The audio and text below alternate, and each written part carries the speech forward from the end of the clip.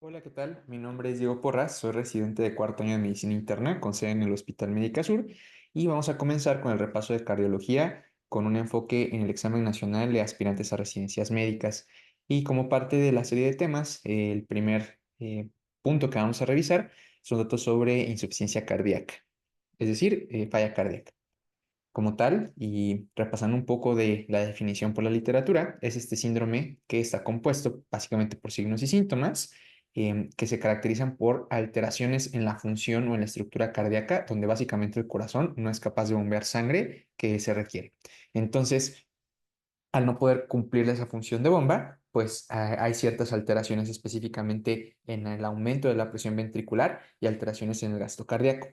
Dentro del pronóstico en este escenario, hasta el 70% de los pacientes pueden fallecer a los 5 años del diagnóstico y esto depende de la clase funcional que vamos a revisar y algo llamado fracción de eyección del ventrículo izquierdo o FEVI.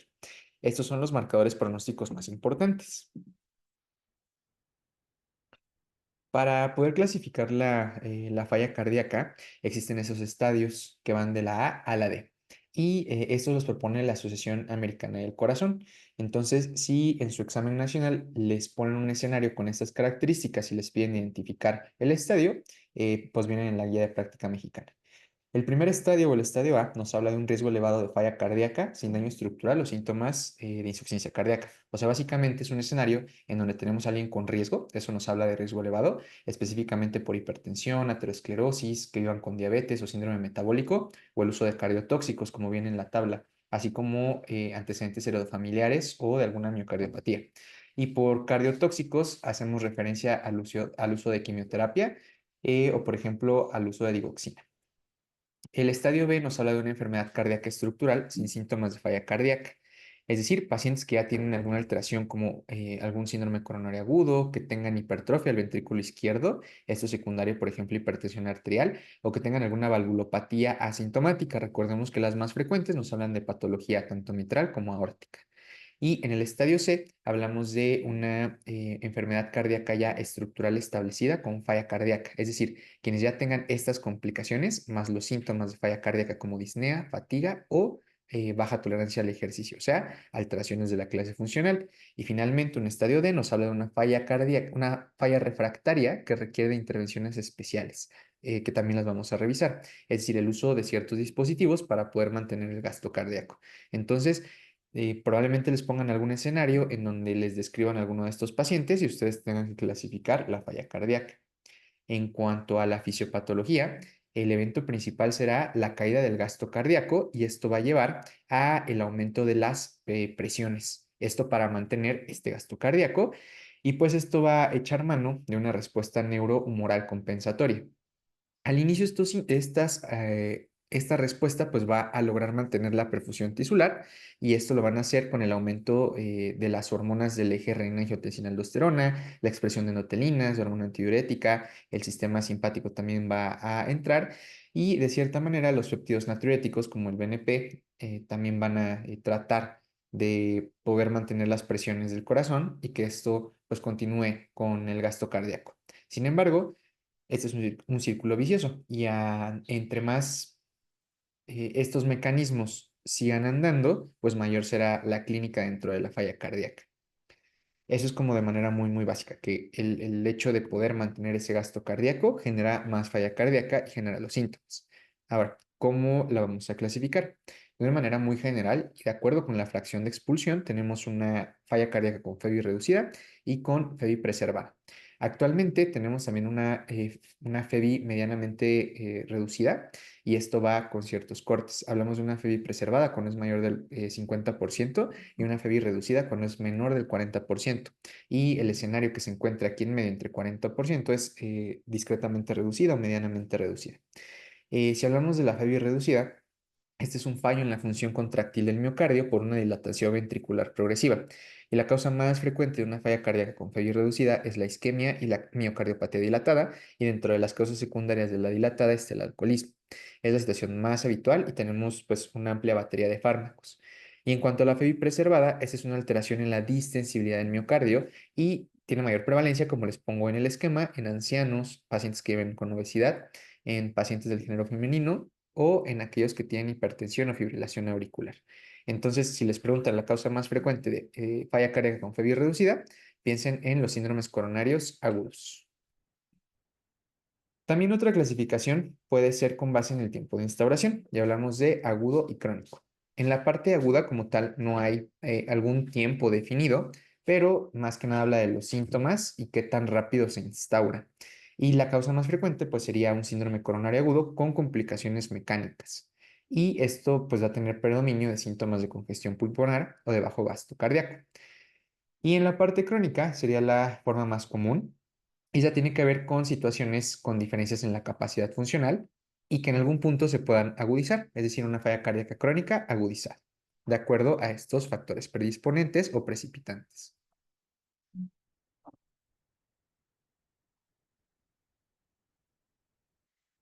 Otras maneras de clasificarlo, aquí les dejo en esta tablita de aquí arriba otras características de la FEBI reducida y la FEBI preservada. Recuerden ese 40 y 50% y las características que estamos platicando. Y esta es otra muy importante, de acuerdo a las características de falla cardíaca izquierda y derecha. Y eso tiene que ver con hacia dónde se desvía el flujo y los síntomas que va a producir. Si hablamos de una falla cardíaca izquierda, tendremos signos de hiperfunción tinsular periférica, es decir, como hay una reducción del gasto cardíaco y del corazón izquierdo, pues tendremos alteraciones del gasto urinario, astenia, debilidad, confusión, insomnio, pérdida de peso, etc. Y también síntomas retrógrados con congestión pulmonar, disnea y disnea paroxística, y esta del lado izquierdo es la que más causará ortopnea o edema agudo de pulmón, y pues tendremos más síntomas a nivel respiratorio, como la asociación con crepitantes, sibilancias, las expectoraciones rosadas, y también alteraciones en cuanto al ritmo, al pulso alternante o presiones pulmonares elevadas. Si el predominio es derecho, aquí los síntomas son poco frecuentes en relación al bajo gasto, porque donde más vamos a tener participación de los síntomas es en el flujo retrógrado, con acumulación de sangre en venas sistémicas, así como edema periférico, hepatomegalia, así como ascitis, derrame pleural, o también podemos tener un tipo de desnutrición que se asocia a enteropatía con pérdida de proteínas.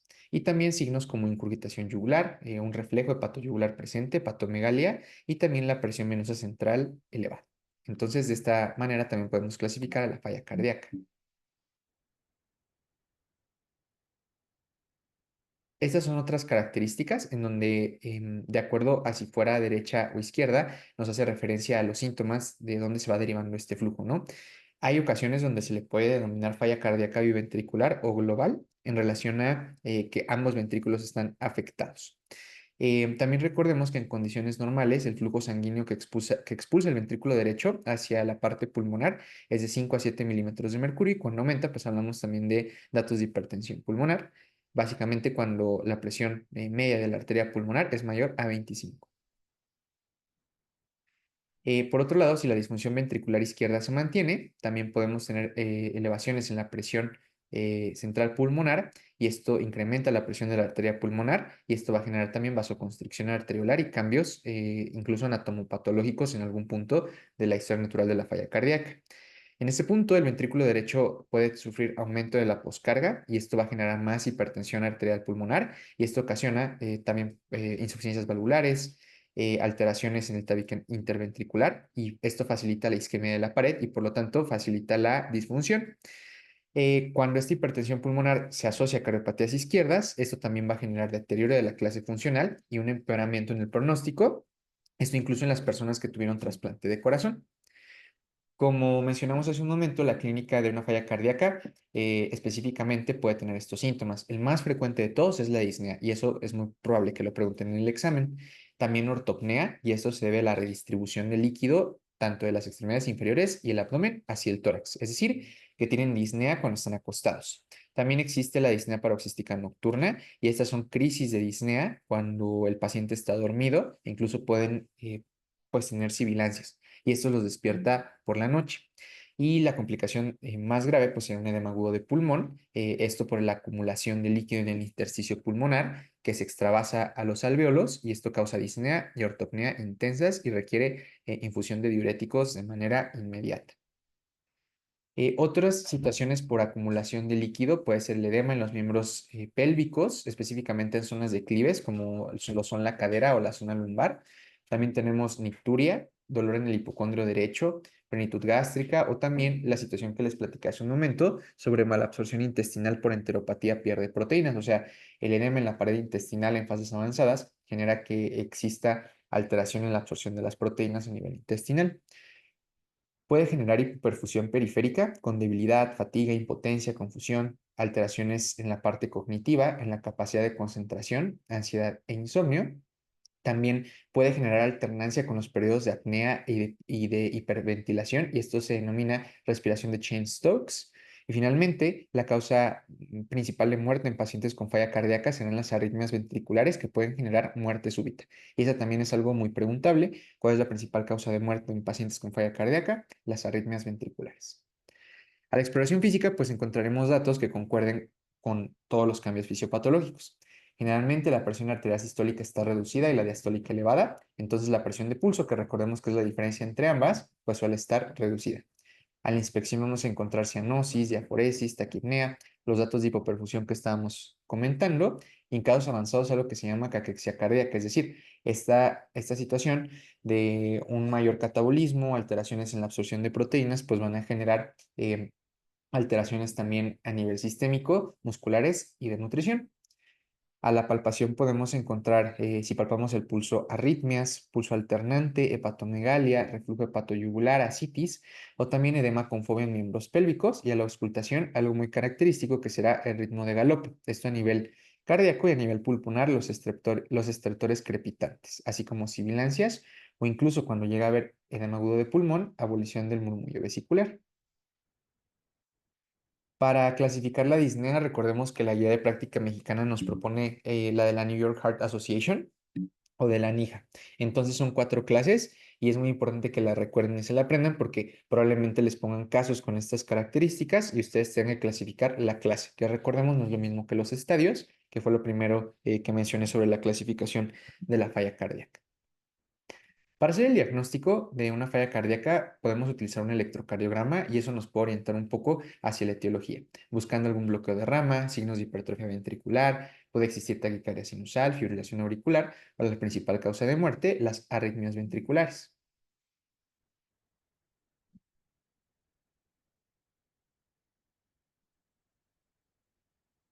En la radiografía de tórax vamos a encontrar cardiomegalia con redistribución vascular, así como signos de edema peribronquial, y la imagen más característica sería las alas de mariposa en la radiografía, y esto nos indica edema agudo de pulmón. Entonces, es muy frecuente que pongan un caso clínico con disnea, es un paciente con disnea, y que en los paraclínicos les ponen una radiografía con imagen en alas de mariposa. Siempre piensen en que tiene una falla cardíaca descompensada.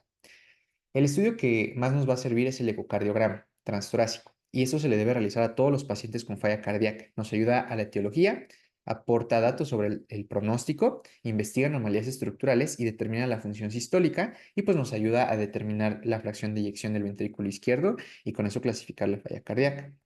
En algún punto pudiésemos realizar una cardioresonancia y esto nos ayuda a valorar el músculo cardíaco, o sea, el miocardio, estudiando masa, volumen y función, y eso también nos puede ayudar a valorar la etiología si el ecocardiograma no es concluyente.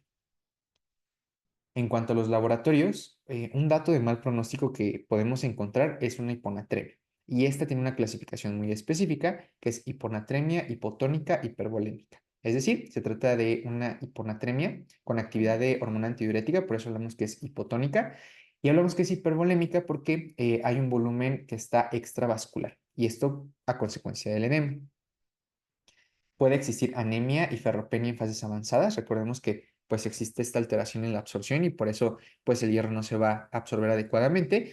Y también puede haber un estado inflamatorio y pues la hepcidina pues va a estar elevada y pues menos se va a absorber el hierro. Puede existir elevación de troponinas y eso es de peor pronóstico, pero no que una falla cardíaca tenga elevadas las troponinas, solamente habla del pronóstico o si tiene dolor torácico de la etiología isquémica, pero es lo único que nos orienta. Y el estudio más importante en el laboratorio es el peptideo natriurético, que es el BNP. Esto tiene utilidad tanto en el diagnóstico como en el pronóstico y algo muy importante es que se sintetiza en las células del ventrículo. de las células que están dentro de la pared. Esto en aumento a la presión diastólica. Recordemos en la fisiopatología que el aumento del volumen y las presiones del ventrículo van a generar esta respuesta neurohumoral. Entonces, el péptido natriurético lo que busca es generar la natriuresis. Y esto pues mejorando los volúmenes que descienden al ventrículo.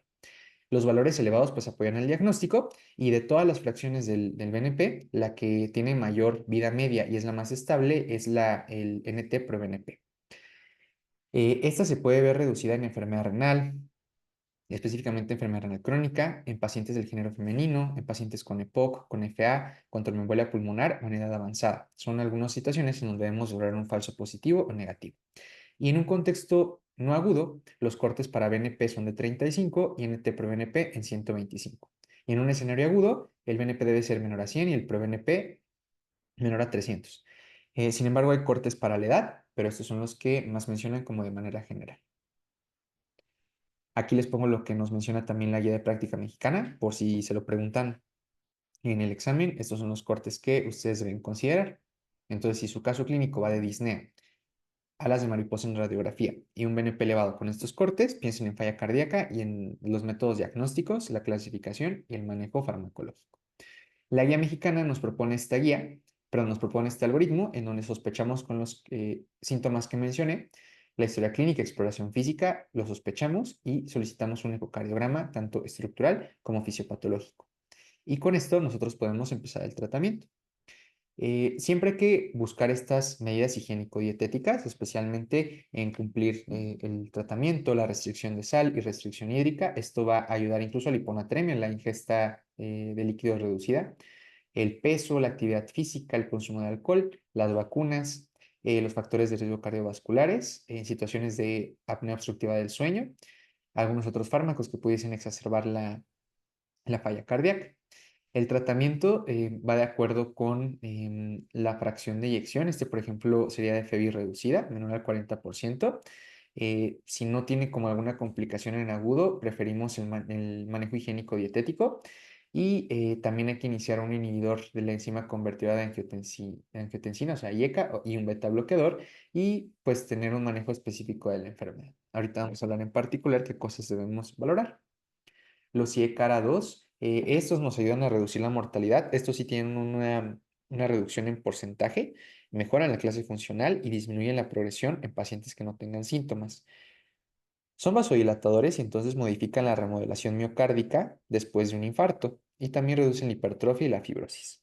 A nivel renal, inhiben la vasoconstricción de la arteriola eferente y la proliferación del mesange, entonces pues mejoran el flujo renal, reducen la precarga y poscarga y una contraindicación es la estenosis bilateral de la arteria renal y el embarazo. Entonces pues en esa situación no están indicados. Los ARA2 están reservados a menos que no se toleren los IECA. Recordemos que un signo de intolerancia sería la hipercalemia o que produzcan tos o que tengan alguna reacción alérgica. Entonces, siempre que se inicia un IECA, recuerden la monitorización de los electrolitos séricos. Sería como parte de las indicaciones de un IECA en falla cardíaca. Los beta bloqueadores son parte del manejo farmacológico, ya que mejoran la fracción de eyección, la clase funcional y reducen las hospitalizaciones. Pero no todos. Los que les propongo en esa diapositiva son los únicos aprobados para falla cardíaca, que serían el carvedilol, el metoprolol, el bisoprolol y el nebivolol.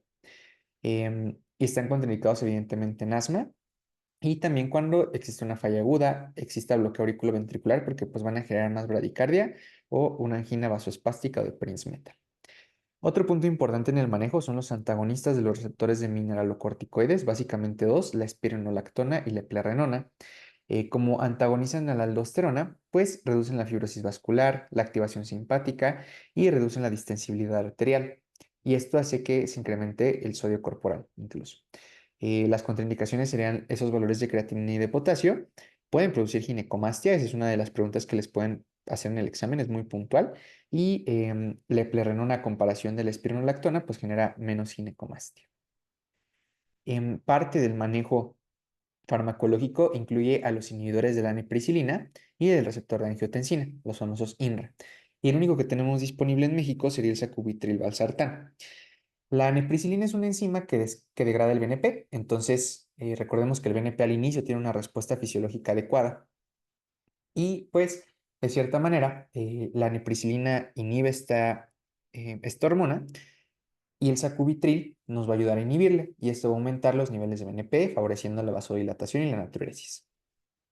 En algún punto podemos hacer como un puenteo entre el IECA y el INRA, pero eso requiere varias semanas para poder titularlo y también entraría en el manejo principal porque tenemos un ARA2 y el inhibidor de nepricilina.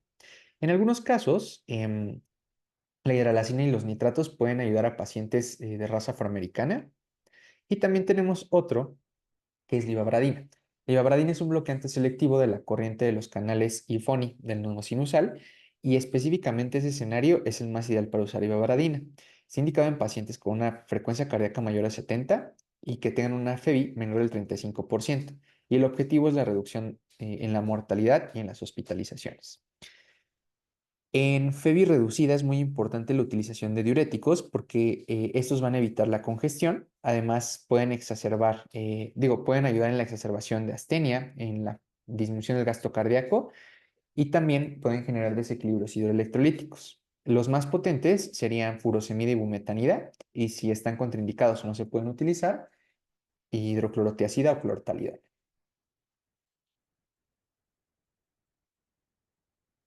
Hay un escenario muy interesante que es el de la digoxina. La dioxina en la actualidad, el escenario donde podemos nosotros indicarlo sin, digamos, como entrar como en debate, y lo que les van a preguntar es en un paciente que vive con FA, o sea, fibrilación auricular, y que también tenga falla cardíaca. La digoxina es un inhibidor de la bomba sodio-potasio ATPasa, y eso va a generar que incremente el sodio intracelular, que se intercambie por calcio y tenga un efecto inotrópico positivo. Es decir, va a aumentar el tono vagal y también va a generar cronotropismo negativo. Em, los rangos terapéuticos van en estas unidades y cuando el paciente también tiene falla renal, pues puede generar intoxicación. Y esta intoxicación digitálica pues va a tener principalmente síntomas visuales con un halo amarillo, así como trastornos psiquiátricos y el corazón pues puede tener algunas arritmias ventriculares. Algo muy importante es que una intoxicación digitálica no, o sea, que exista cubeta digitálica en un electrocardiograma no indica intoxicación, solamente que tiene efecto digitálico. Nosotros vamos a diagnosticar intoxicación si tiene este tipo de síntomas y si medimos niveles si están fuera del rango terapéutico. Solamente hay que retirar el fármaco y el antídoto ideal serían los fragmentos FAB de anticuerpos, o sea, fragmentos contra la digoxina. Les dejo aquí el algoritmo de la guía mexicana, en donde nos ponen a los pacientes que no toleran IEK o ARA2, el uso de diuréticos y también cómo se van agregando los fármacos. Entonces, esto es tanto este algoritmo como este algoritmo. En algún punto podemos nosotros utilizar dispositivos desfibriladores automáticos implantables. Estos reducen la mortalidad cuando la disfunción es de causa isquémica y estos son los escenarios donde se indica en parada cardíaca recuperada, o sea, después de una muerte súbita, arritmias ventriculares sintomáticas, cuando la FEBI es menor al 35% y tenemos esta clasificación de la NIJA, o si la NIJA es clase 1 con una FEBI menor del 30%. Y otra es la utilización de una terapia de resincronización cardíaca. Y esto trata de ayudar en las asincronías mecánicas. Sin embargo, esos son los escenarios donde podría indicarse la terapia de resincronización. Cuando la FEBI sea menor del 35%, cuando persistan con síntomas o cuando la sincronía está demostrada. Hay un escenario muy específico que es la insuficiencia cardíaca aguda. Y básicamente, una de las manifestaciones más importantes es el edema agudo de pulmón. En algunos casos vamos a colocar un catéter de Swan-Ganz para medir las presiones intracardíacas y el tratamiento se orienta hacia este acrónimo. Morfina, oxígeno de alto flujo, vasodilatadores inotrópicos positivos y diuréticos intravenoso, incluso en infusión. En algunas situaciones, si el paciente está en insuficiencia cardíaca aguda, pues se manifiesta como un choque cardiogénico, pudiésemos utilizar un balón de contrapulsación y esta nos ayuda a aumentar el gasto cardíaco y la perfusión cardíaca en diástole. La principal indicación es que existen complicaciones mecánicas de un infarto que desarrollan una falla cardíaca aguda. Está contraindicado en pacientes con insuficiencia aórtica, o sea, de la válvula aórtica. Eso sería todo de mi parte y muchas gracias por su atención.